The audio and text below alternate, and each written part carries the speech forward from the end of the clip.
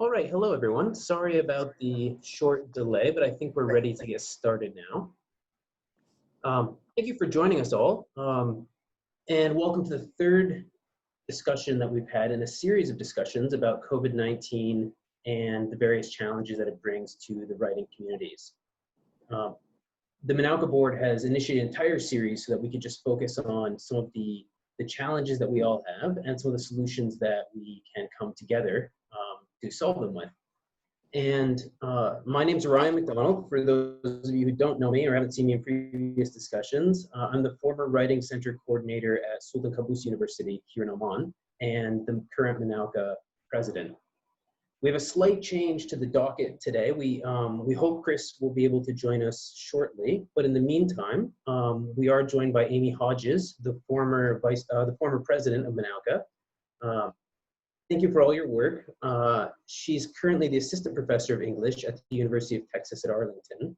And before that, she was the Writing Across the Curriculum coordinator for the Center for Teaching and Learning at Texas A&M University in Doha. She specializes in multilingual writers, WAC WID, first-year composition, writing program administration, and technical and professional communication, plagiarism and authorship. So thank you very much for joining us, Amy. Thank you. Happy to be here. Thanks. And Ken Nielsen, current Manauka board member, is also joining us.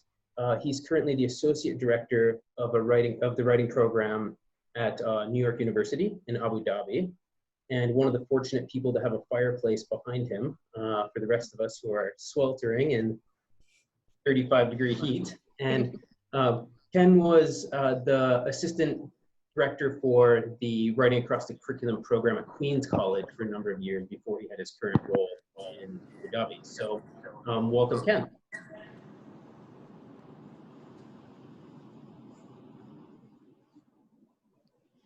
And I think to get us started, I'd just like to start with Amy. And could you perhaps just explain for us a little bit about exactly what Writing Across the Curriculum is and what it looks like in your institution? Hi, thanks, Ryan. So happy to see all of y'all. I miss all of you and miss being in the region.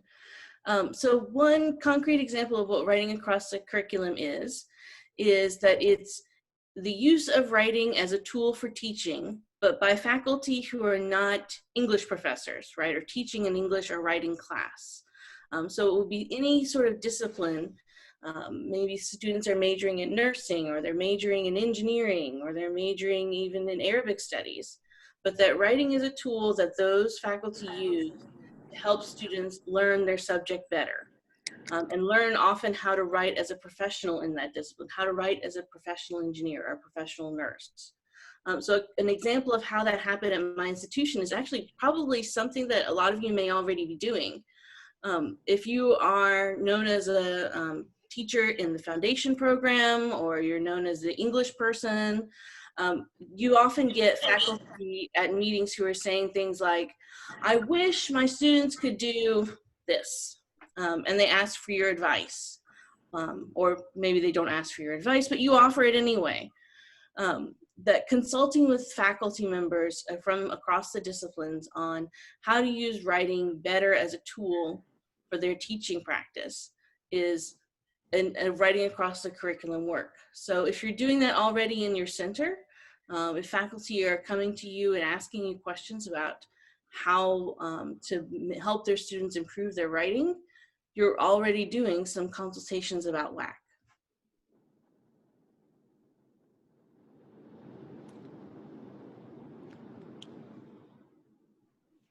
Thanks, Amy. And Ken, could you just describe a little bit about your experience? And just unmute yourself there, Ken. Yeah, there we go. Okay, I've been teaching all spring online and I still don't know how to unmute myself, but there we are. Yeah, I mean, I think Writing Across the Curriculum is a very intricate thing to do. In particular, because a lot of faculty members, I think, as Amy just pointed out, don't think they're teaching writing when they are actually teaching writing. They just don't know that they're doing it, or they feel like it's somebody else's responsibility, right? I mean, particularly for those of us, I'm the associate director of a first year writing program, and our mandate is, of course, to introduce students to college writing, but that's not enough, right? You have to practice it over and over and over again in other classes. And that's one thing that I think we often come up against in writing across the curriculum is like, whose responsibility is it really to teach writing? When the answer is that it's everybody's responsibility. Now, the very wonderful people in this group, we have a very special task and a privileged task. We get to teach students how to write and think and work with their ideas. That's, you know, a gift that we all have been given. But it doesn't mean that that should not become visible to the rest of the university.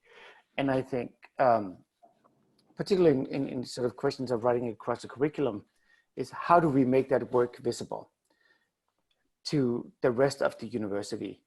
And how do we make sure that all the things that we know how to do get translated into the rest of the institution? And I hope that's something that we can maybe talk about sort of later in this conversation. At NYU Abu Dhabi, I think what we've done, and that's just sort of one example, is that we have a first year writing seminar that all students have to take. It's a mandatory class for all students. It's an introduction to critical thinking and writing. So they have that foundation in their first year as they go into the rest of their 3 years at the university. And then the Writing Center really serves, I think, a very special place in writing across the curriculum, in that we work with all students across all majors, across all years, in trying to help them become better writers. But how to integrate the Writing Center into the already established writing curriculum, I think is the challenge that I face in sort of creating a culture of writing across the university. Did that help, Ryan? I don't know, but yeah. I think that's great, Ken, to give us all just a general sense of what it is and how it works. And I think it's interesting because in many ways, oh, sorry, Amy, go ahead. Yeah, well, also I want to say other forms that it can take are things like workshops for faculty. Yeah. If your institution has workshops that faculty do for teaching, often you can slip in one that's specifically about writing. And how writing can be used as a tool. For example, even doing things like talking with faculty about what are called minute papers. A lot of us are teaching online, and so we're not always really sure if students are listening and understanding the content that's being shared with them on the videos. So telling faculty you can do something small, like having students write for 1 minute or 5 minutes or whatever, just a short summary of what they understood from that lesson, and sending that to the professor. The professor doesn't have to grade those intensively. It just tells them, okay, what kinds of content stuck with students and what didn't. And it gives them something to go on for the next lesson. So workshops that helps faculty with those kinds of small scale skills are really helpful in sort of starting writing across the curriculum as a kind of, like Ken was talking about, a kind of culture that all people are invested in and using in some way. Now, I mean, can I just jump in here, Amy? I think that's absolutely right. And I mean, we've done this. We have a core curriculum, which is the general education curriculum at NYU Abu Dhabi in many ways. And 2 of those classes are colloquia, and those are really writing intensive. So what the Writing Center did, that was the passive voice. I should use the active voice. What I did was that I created workshops for the core. So writing instructors will go into the core classes and give a short workshop on whatever the faculty member would like a workshop on: brainstorming, source integration, motivation, thesis, what have we. But in many ways, those workshops are, of course, for the students, but they're also still faculty development, right?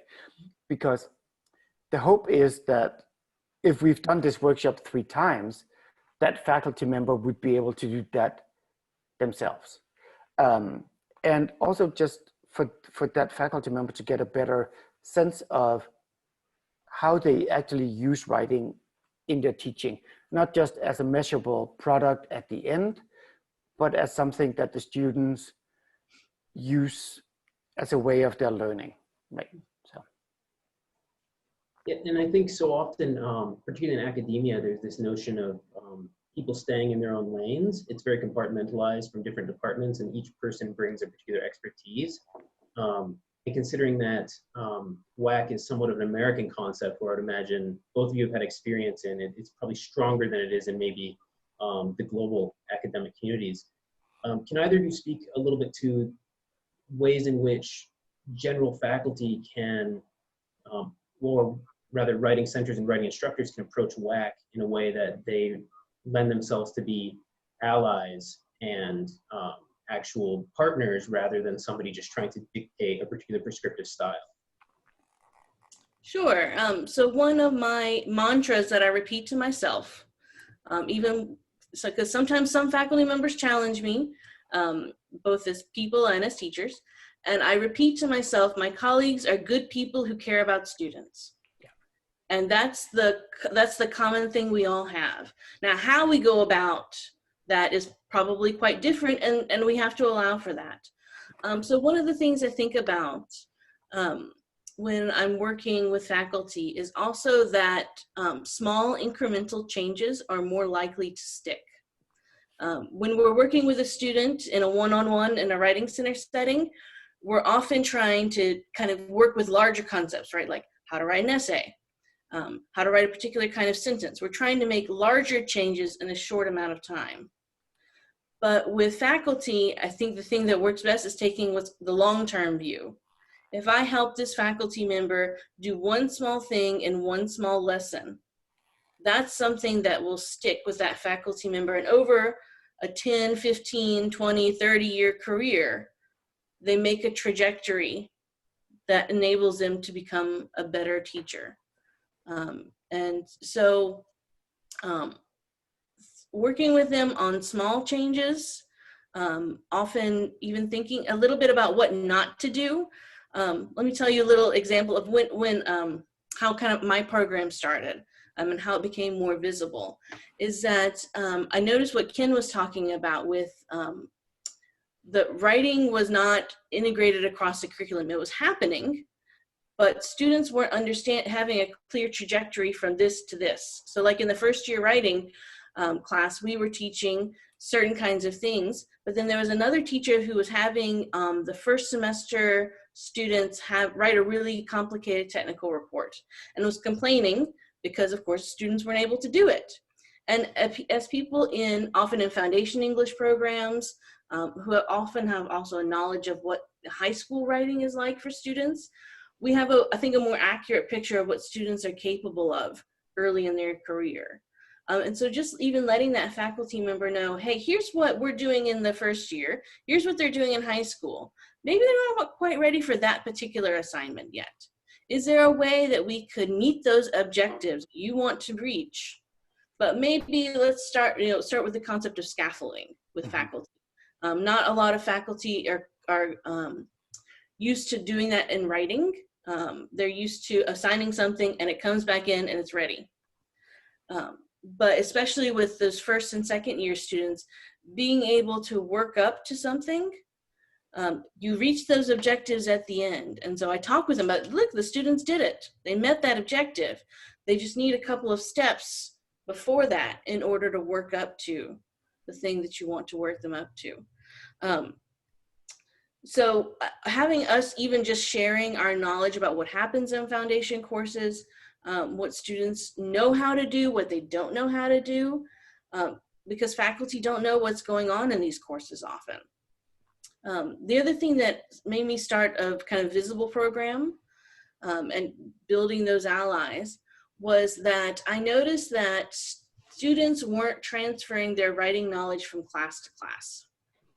So for example, we had another professor who's giving a template of a particular kind of report. And he's like, this is the report you will use for all your 4 years of university.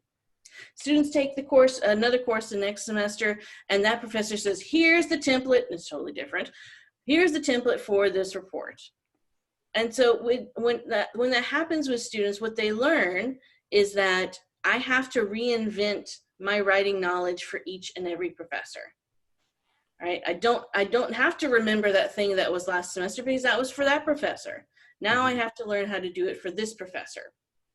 And faculty, like the rest of us, don't like hearing that students aren't pulling knowledge from earlier courses, right? So there may be a reason. I realize that they're not using learning from their writing courses, in their first year writing courses. It wasn't really necessarily connected to by those faculty members. So helping faculty understand, here's what we are doing, and what I would do often even to create allies is even invite them, if I was teaching a class, invite them into my class, invite them into the center, have them talk with tutors about what tutors do. A lot of these things are just because, you know, faculty are in their own lane, they're in their own classroom, and they don't know what's happening. And often whenever faculty find out what you are doing, they're really excited about it. Because it has that common goal of helping students learn. So finding that common ground with a faculty member, what is it that they want students to learn? Usually we can all get behind that. But that also takes faculty engagement and buy-in into the project of teaching writing, right? Because, I mean, as you know, associate director of writing center.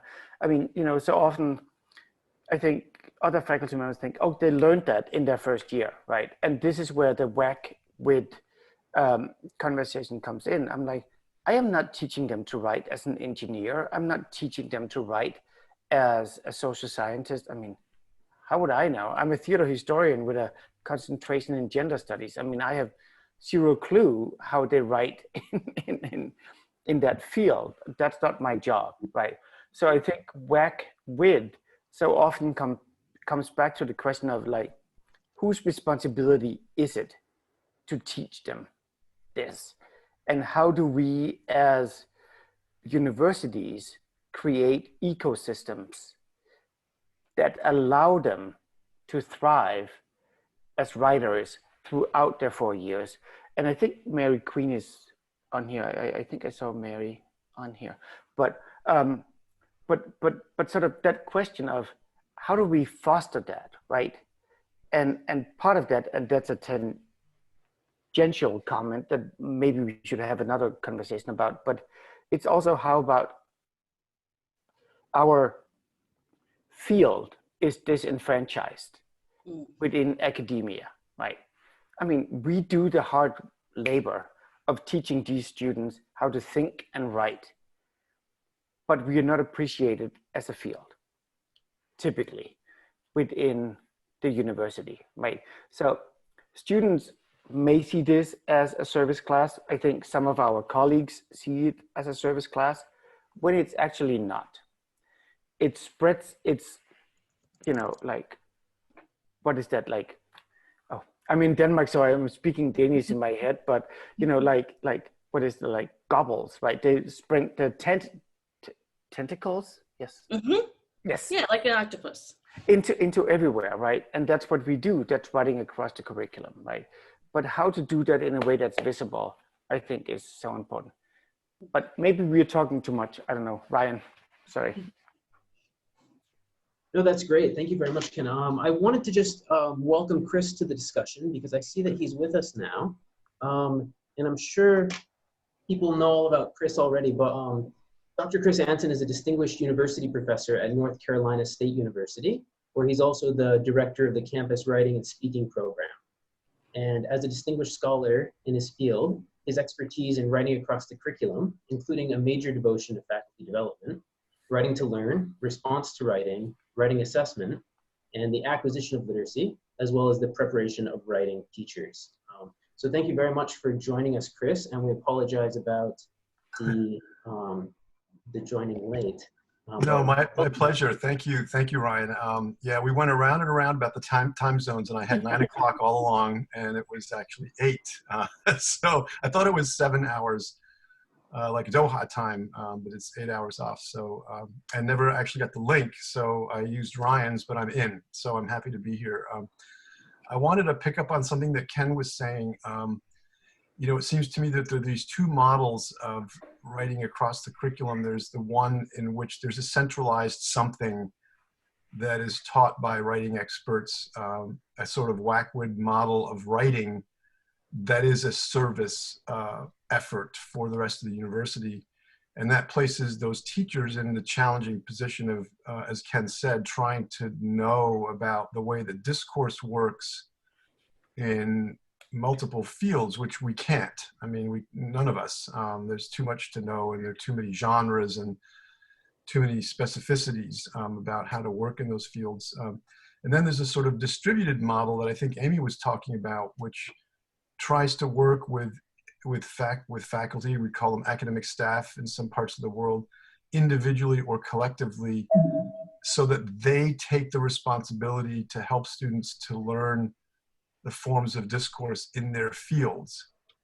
And that's a challenge of to convince people to take on that work. They don't see themselves as writing teachers, they're biologists or they're engineers. They think that language experts ought to be doing that work. So that's that other challenge is getting out there and working with teachers in different disciplines to help them to see that part of what they're doing, part of their mission in their teaching is to help their students to learn higher forms of discourse. And that's the program that I direct. That's its effort is really the second of those. It's to work in departments and with teachers in a number of different disciplines to help them take on those challenges in their own classes with their own students. The other thing that's hard for them, I think, is that a lot of what they know a great deal, especially in research extensive institutions. They're constantly writing. Actually, everybody's constantly writing. They're constantly publishing articles in their fields and other kinds of texts. And so they know how to do this, but it's a lot of what they know is, you know, what we call tacit. It's sort of below a level of conscious knowledge to act on. And so we have to unearth it. We have to bring it up to the surface and then help them to translate it into pedagogy, into instruction, which they also don't often know how to do effectively, right? They don't know, they haven't been taught how to work with students as writers effectively. So it seems to me we have those two models and we have those two challenges. One is the centralized model and the other is the sort of distributed model of WAC-WID. You can sometimes have both. My university has a course that's designed to help students to understand that discourse is varied and that genres vary, to understand how they're going to go across the curriculum and meet different kinds of texts and writing situations, and to gain a kind of meta level knowledge, right? A higher level knowledge that's strategic, that helps them to adapt to those other situations quickly. Yeah, and I think because the original question from Ryan was kind of about allies. And I wanted to also just kind of mention that, so as many of you know, I left my old position and moved back to the US. But what has been interesting about my experience now is that the people who are arguing for a replacement for me, for someone else to come in and direct writing across the curriculum, the writing people are doing some of the arguing, of course, but some of the people who want a new Amy over at Texas A&M are my allies. The people who talked with me, worked with me, and realized that the stuff I was saying actually kind of worked. So there's a chemist who's saying, no, we need to have this program. Several engineers are chipping in and saying this. It helps create allies. Often, as Ken was talking about, you know, The writing people, the English people were not always in positions of power to make decisions.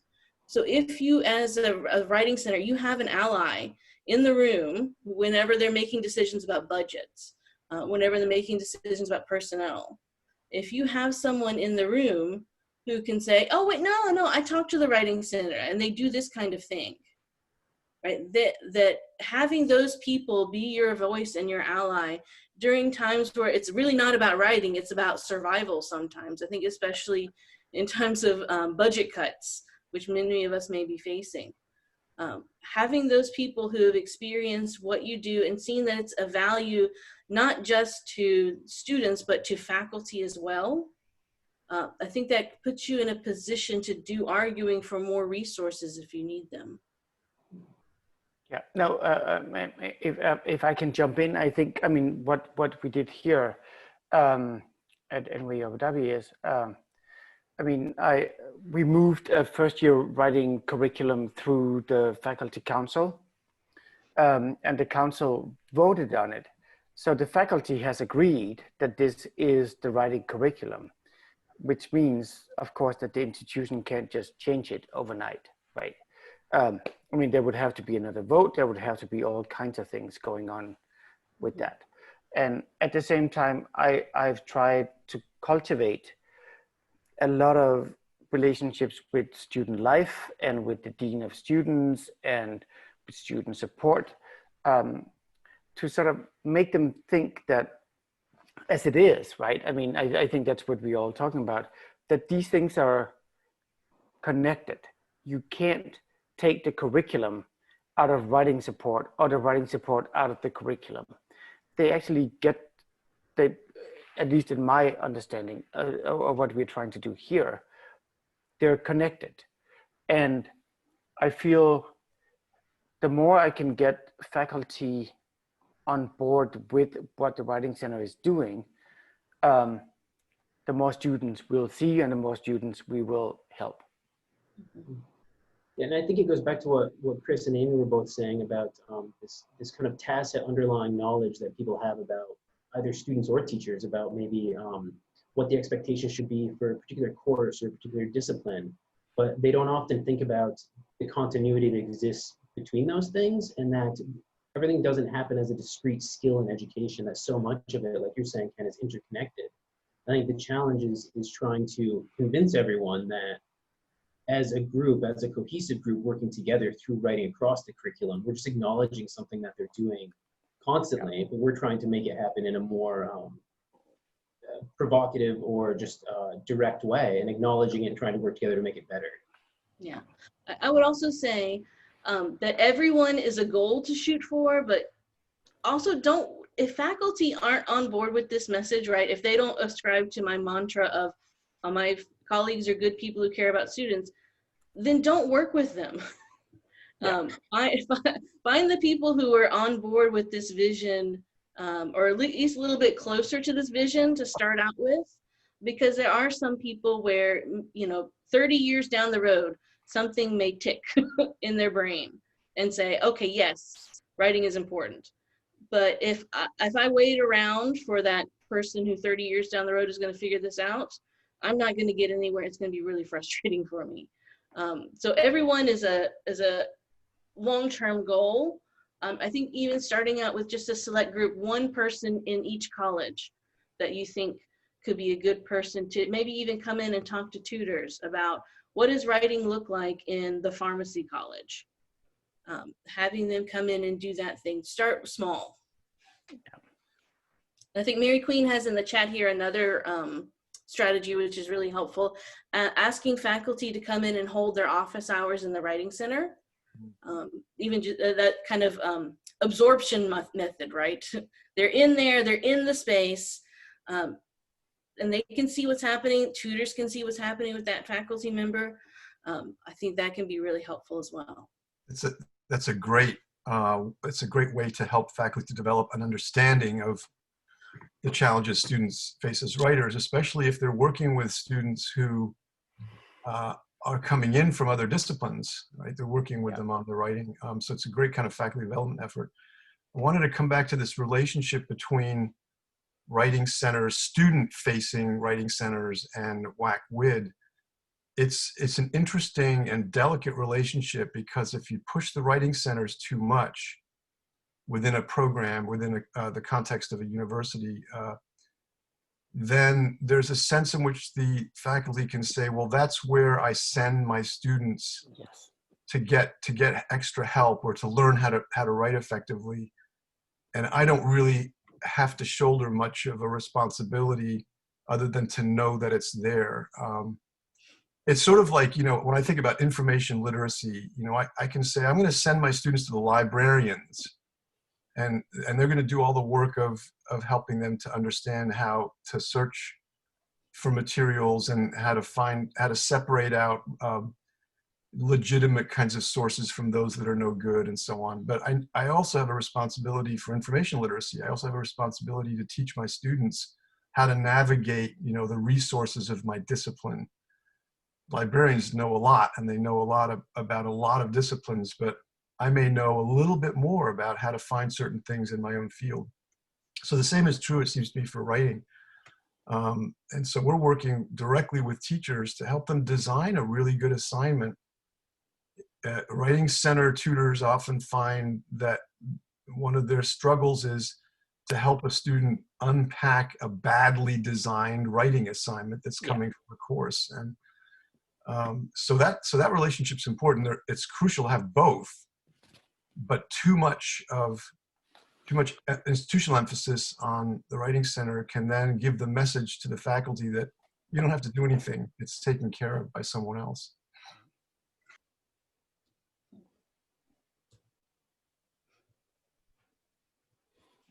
Just to follow up quickly, Chris, is there an institutional way to determine when that pressure has hit that point? Is it just, does it depend on conversations between faculty and heads of departments, or is there some kind of metrics that you can use? Well, I think it depends on whether you've got an established program, you know, of the second kind that I mentioned, that's designed, whether it's a person or an office or a group of people or something whose mission is to go out to the faculty directly and work with them. In our case, we work with departments as well.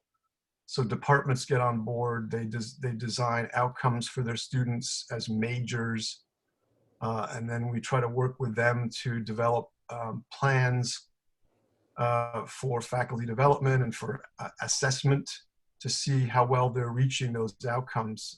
It's a newer sort of model that's sometimes called WEC, the Writing Enriched Curriculum. Amy and I have been working on that a little bit. We've got a piece that's in the works, and she was doing some work before leaving Texas A&M Qatar on that in a couple of the departments. But they care about their own majors. You know, sometimes the other kinds of systems look very top down.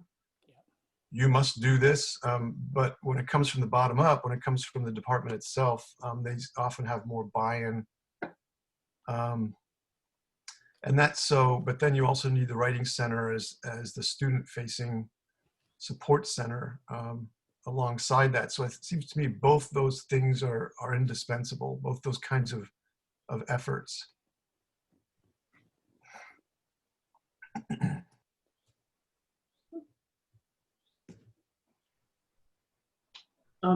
Ken, we've already touched on this a little bit, but Ken, do you want to just share some of your thoughts on the way in which the culture of writing centers, or writing centers as an entity, can help develop a culture of writing across the disciplines, and how that might look? Sure. I mean, I mean, at least where I'm now, it has to do with the integration into the curriculum, right? That it is that sort of like ongoing experience with writing that the students have from their first year writing seminar through the core curriculum, through their majors, into their capstones, and that the writing center is there for them all along. Of course, it's not always a smooth journey for the students, because they go into the majors and they have to learn how to write there, and they have to learn how to write there. But I think, I mean, ultimately, that's what we are trying to do. by integrating our writing instructors into the first year writing seminars, getting the students able and ready to accept the assistance of the writing center, and then sort of push them into their own experience, right? But I think it comes back to the faculty, and I think that's what a lot of this conversation is actually sort of centered on. I mean, how do we get the rest of the faculty to understand what it is that the first year writing seminar does, what the writing center does, and then what they do and what their responsibility is to their students. And I'm not sure we're there yet, but I think we're getting there. We're inventing a very integrated system of support for the students, but the last piece that we're missing, I think, is the capstone seminar and the support for the students in their last years. Yeah, I think that there's a lot to be said about how you report what you do to your administration, and sharing with them that, because working with faculty is a very indirect way of helping students. If I help one faculty member, I think of myself as I've helped now the 30, 40, however many students are in that class, right? Yeah. Because now they've had a better experience. So being able to tell my administration that it's kind of, I see some of my former colleagues on here, we used to count what are called contact points. So every email is a contact point. Dear Amy, how do I work with Safe Assign? I don't understand what's going on here. That's a contact point, right? And so every time I'm having those conversations with them, even if they're about really mundane, simple things, that counts as impact on faculty and it counts as impact on students. And so if you're counting those things and sharing those with your administration, I think it helps them understand, and it adds up over time. That the culture of writing is not created overnight. No. It's a living thing that has to be sustained over a long period of time. And that also, I think about sometimes some faculty end up doing things that look like their writing pedagogy that's been put through Google Translate and doesn't quite come out right. And that reminding myself that faculty are also learning. That they're not going to do the thing the way I think they should be doing it. That whenever they're designing an assignment or whenever they're talking with students about their writing, they've got very different experiences that are informing what they're doing at that moment, even if I don't know about all of them.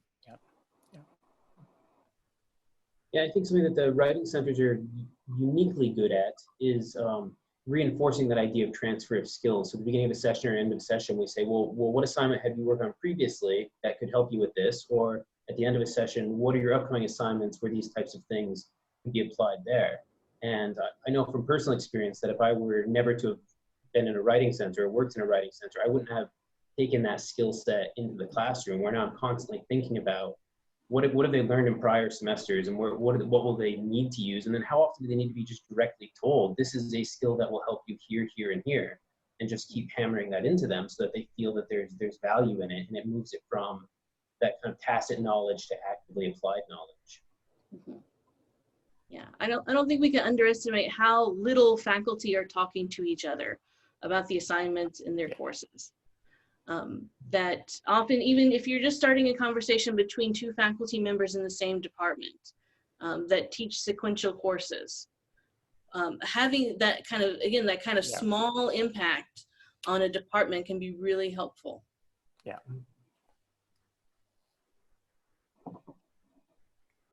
Another thing that we haven't mentioned, unless it came up before I came on, is you know, there's this relationship between learning to write and writing to learn. And I think the default, the place we automatically go when we talk about writing across the curriculum is formal skills of academic writing learned within disciplines, learned for the purposes of occupation, you know, getting a job, doing well on the job, or doing well in a field.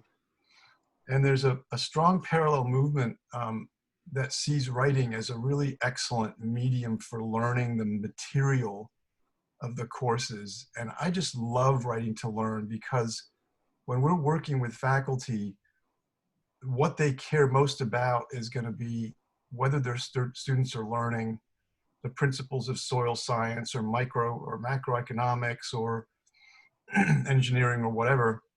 That's where their hearts are. They really want their students to learn that discipline and that material. And what we can do to get them used to thinking about the power of writing in their instruction is to start with Writing to Learn. And Writing to Learn is sort of input based. It's not the outcome of writing. You think about formal writing as the outcome of learning. It's like you're expressing what you've learned and then it's assessed formally. And Writing to Learn is the opposite. It's really writing as an exploration, as a way into complex subject matter. So it's tentative, it's exploratory often, it's often informal or less than formal, and it's very often easily read and kind of counted rather than evaluated formally. So faculty can really increase the amount of writing without increasing either their fear that they don't know how to teach writing or their workload by using these assignments that are exploratory, that are designed to get students to learn. And there's so many different genres that you can use. You don't have to be teaching or assigning the genre of the discipline. Let's say you're teaching a business course. You don't have to assign business memos or other kinds of business artifacts. You can assign dialogues between two scholars, or responses to scenarios, or different kinds of informal reflections that may not ever do on the job, but are really useful for digging into the material. So that's another, I think, another dimension of writing across the curriculum. Students probably wouldn't go to a writing center if they're using Writing to Learn, because they're not trying to improve the text as much as they're trying to use the medium of written communication to learn the material more effectively. Yeah, I think that this is picking up on something that Elizabeth has a great question in the chat, which I'll just read out really quick. So she says, I've noticed a different notion of ownership of English medium writing while working in the MENA region. Some non-native English-speaking academics outsource aspects of their writing for various understandable reasons.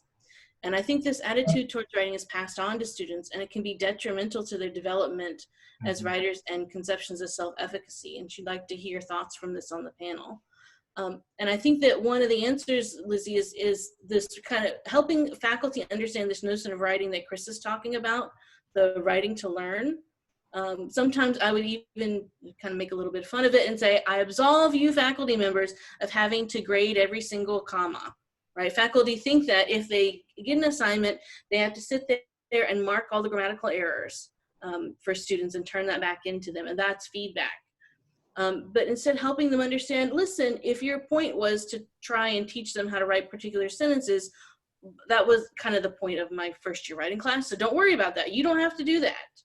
Your job is to help them figure out this concept. So grade it, don't grade grammar, right? Don't worry about it. I'll be like, I got that covered. Helping them understand that this writing is not for a kind of surface level understanding of the English language. This writing is for understanding that content that you taught, and helping them with grading and feedback methods that don't involve a ton of work are really helpful. Even introducing them to things like peer review that we often use. I mean, it's the core of what writing centers are about, but faculty don't often know how to employ it successfully in their classes. So I think that those are ways to help, because it does seem sometimes like academics who learn language later on in life are maybe especially a little bit harder on their students, on their language learning. So helping them with some of these strategies is helpful. That also I think is so helpful for fluency, where you don't have the pressure to make perfect sentences, grammatical sentences, but you're focusing on the material of the course. It allows second, third language speakers of English to to be able to gain fluency in the language, because there may be a certain level of paranoia that they experience trying to write formally when they know it's going to be graded formally, as Amy pointed out.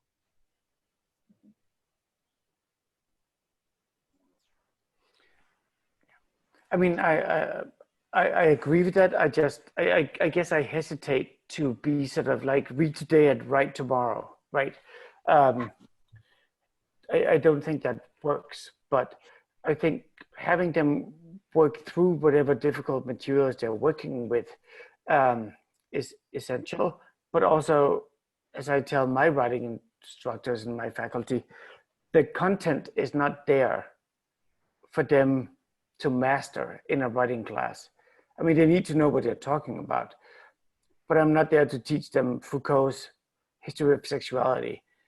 Maybe they need a concept from that to be able to write about something, right? So I think that sort of discussion between content and writing can be difficult for some people to navigate, and even for our students, if they don't know what it is that we're asking them to do. I mean, I think, again, that gets back to this distinction between who's in charge, right? Who's Yeah. writing instruction. And so writing to learn doesn't seem to work as well to me in a centralized, in like a first year course. You know, there's a lot of reflective writing, but it's not designed to understand the content of another discipline. Yeah. Whereas a faculty member in a course who's teaching, you know, we have courses in civil engineering, let's say, and students are learning which kinds of equipment to use for what kind of land clearing. And it's complicated and it's sophisticated, mathematical. That's a great context for writing to learn, where you can develop scenarios or you can pose problems, and it's informal, but that's where you're writing to understand rather than trying to understand first and then write about it. No, absolutely. But I think what we can do in writing across the curriculum then is to tell or help our colleagues articulate what is the purpose of this particular writing assignment, right? Yeah.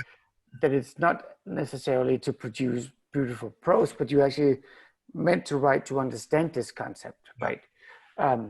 So I think just being aware of what is the purpose of this writing.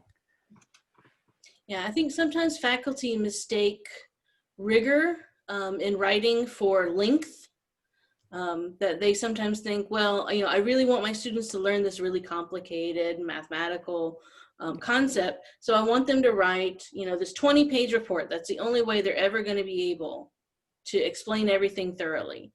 And this, I think this also goes back to scaffolding, that sometimes talking with faculty about smaller scale assignments that still get at that learning, but that build up towards the larger thing can also help, I think, with the language fluency as well. That students who are trying to, you know, students who are in the second year, still not really fluent in English, trying to tackle a larger assignment, what that often results in actually is plagiarism.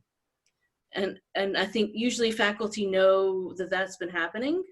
So that can also be a helpful angle for a writing center director to come in and say, listen, this is, you know, if you don't already know, faculty member, this is going to cause you problems in the long run.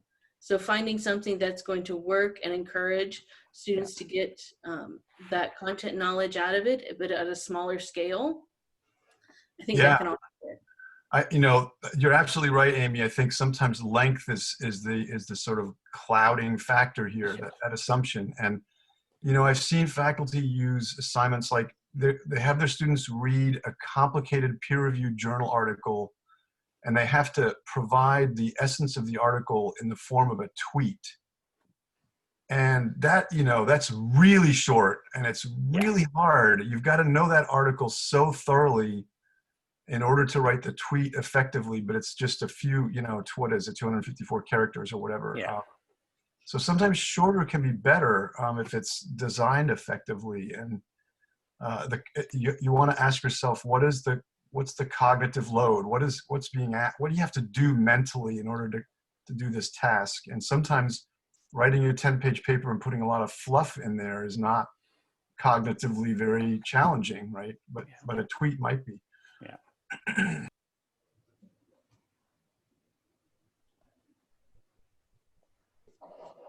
I'm wondering with WAC programs in general, if you would advocate for having actual lines in syllabus or within departments that directly address kind of the concept as a whole, and requiring professors and educators to write in there exactly so that they're thinking about this as a concept. I know in some writing centers, they'll actually create long forms of different course objectives and outlines and different assignments that are being written. And I'm wondering if it's something that would increase professors' awareness of this kind of thing, or if it would just be seen as an administrative push towards forcing them into a mold that we'd rather they kind of entered into on their own. I think within a department, if the department agrees on it, then that would be a great move. I'm a little skeptical that, in our case, faculty feel very free to teach the way they want, and I'm not sure whether that would be. You could do it as an initiative and encourage people. I'll tell you what I think is a stronger impetus would be to include a question. If you use student evaluations of teaching at your institutions, to include a question that says, rate the degree to which your teacher assigned writing and evaluated writing effectively in your course. When we added a question to the student evaluation about effective use of technology, do you know what all the teachers did? They started signing up for technology workshops. So, so you include a question about writing on the evaluation. If you use student evaluations, it can be an incentive, because they don't want to get low evaluations. They're going to try to learn some ways to do that effectively. But I think what you're saying, Ryan, is useful. I think an initiative that's at least encouraging teachers to include something that says, this is important, I support it, there are other people on campus supporting it, we're all in this together, let's work together to improve our written communication and oral communication. I think another leverage point that writing centers often have contact with alumni. That often as a tutor, you build a relationship with a student that lasts beyond their graduation years, and encouraging them to talk to their former department about the writing that they're doing in the field, how that is maybe similar to or different than what they were taught in the curriculum of their major. I think faculty listen to students and to alumni and industry very carefully. So having maybe someone else give that message that writing is important can be fine with me, at least. I'd take that over a line on the syllabus. No, and I mean, I agree with all of this, but also I think it's incremental steps, right? I think you have to find allies with student life. You have to find allies within the provost's office. And I mean, for us at least, I think getting a mandatory writing class on the books, it's in the curriculum, they can't change it. It went through the faculty council. I happened to be chair of the faculty council at the time, but that's a different story. But I mean, the faculty agreed that this is the writing curriculum. So nobody can change it without faculty buy-in. And I think that that's maybe one of the biggest lessons that I've learned is I have to cultivate relationships with my colleagues on the faculty about why this matters and why what the Writing Center does, what the writing program does, is actually, it's not a service to them. It's an integral part of the curriculum. It's not a service program, it's a curricular program. And it helps the students. And I think that's sort of one of the biggest steps that I've made here is to make that clear, both to my colleagues on the faculty across the divisions and to the provost's office, that this is necessary for the students. Okay, mic drop, no. Yeah, so. I think, and we are just about out of time. We've got maybe just a few more minutes. I did see there's one question that was just posted about should writing centers be restricted to only remedial support and task completion skills for the university? I think probably universally we'll have some common thoughts on that. Amy, do you want to tackle that? Sure, because Vinja is also, I think, talking a little bit about real life writing requirements, which is a passion of mine, and something that faculty can misinterpret.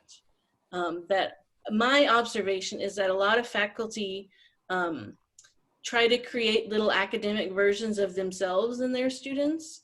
And I take this from working with engineers, is that a lot of, they didn't want to talk about this, but the writing that the engineering students were doing was often based upon academic versions, right? Life as a professor, not necessarily life as an engineer in the field.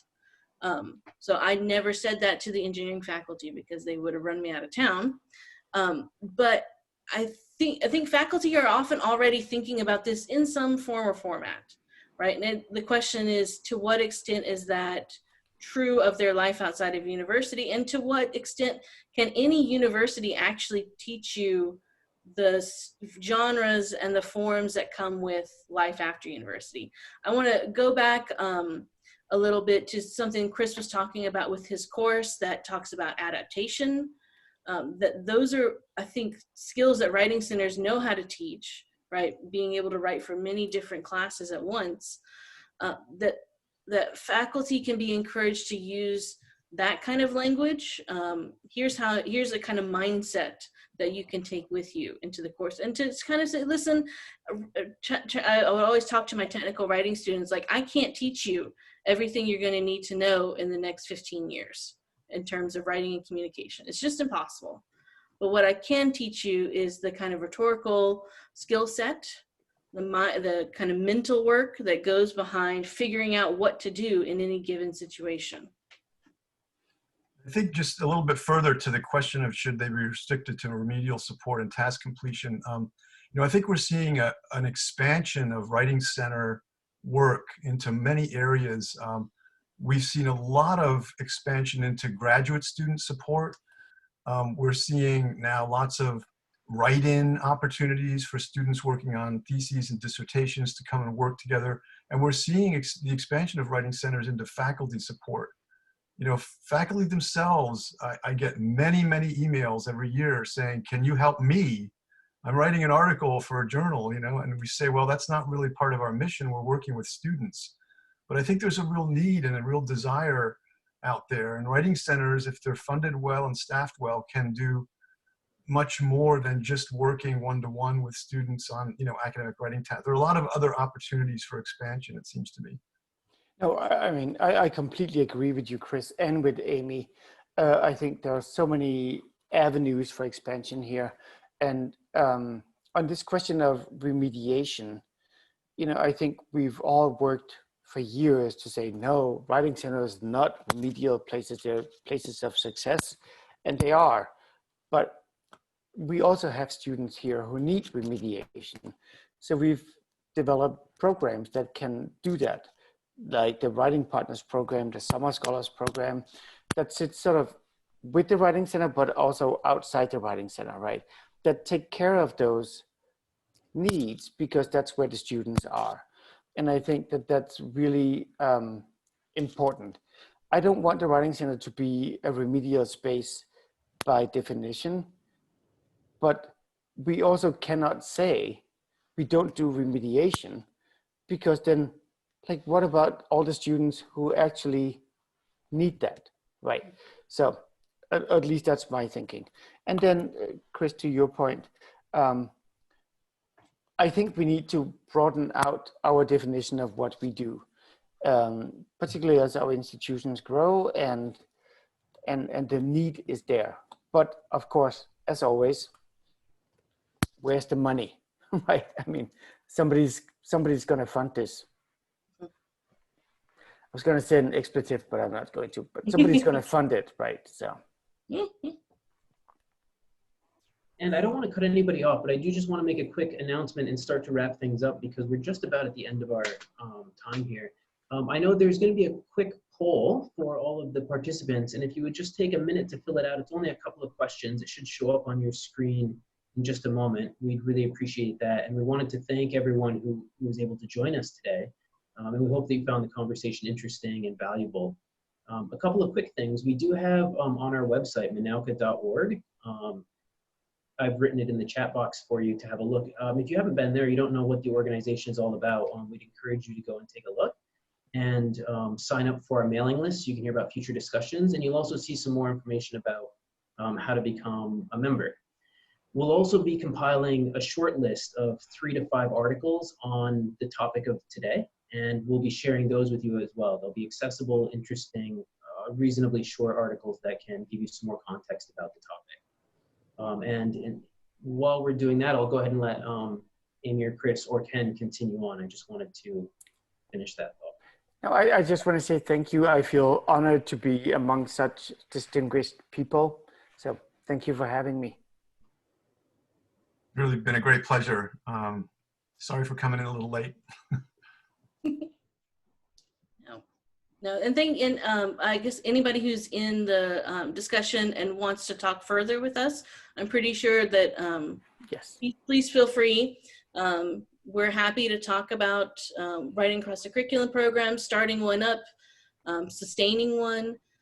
So please feel free to reach out. Exactly. Yeah, I absolutely. think if nothing else, the Manaka Gmail address is on the website. So if you want to send something there, they'll be happy to pass it on to us. Yeah. And yeah, a final thank you to the 3 presenters today. Thank you, Ken. Thanks, Chris. Thanks, Amy. And we really appreciate it. I personally learned an awful lot today. And so I found it really valuable. I'm sure all the participants did as well. So thank you for taking time out of your busy schedules to share some of your experience. Take care. Bye. All right. Thanks all. Have a good day.